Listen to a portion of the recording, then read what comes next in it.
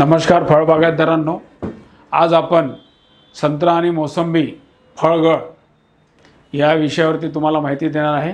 यामध्ये फळगळ जी होते हे दोन प्रकारे होते, एक तर फळमाशिनी आणि दुसरी फायटोप्थोरानी। याला बरेच ठिकाणी देठसुकी म्हटले जाते, कॉकबंद म्हटले जातो आणि मगरी पण म्हटले जाते।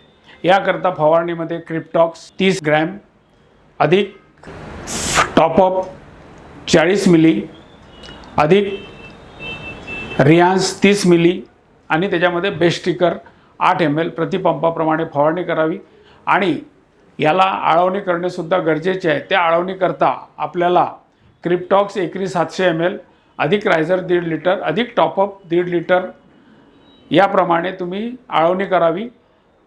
या आळवणीच्या नंतर आपल्याला जैविक नियंत्रण सुद्धा महत्त्वाचे आहे। ते जैविक नियंत्रणामध्ये ट्रायकोबुस DX अधिक सोडोबुस DX प्रति 1 किलो दर महिन्याला करणं गरजेचे आहे, जेणेकरून फायटोप्थोराचे पूर्णपणे नियंत्रण मिळू शकेल। धन्यवाद।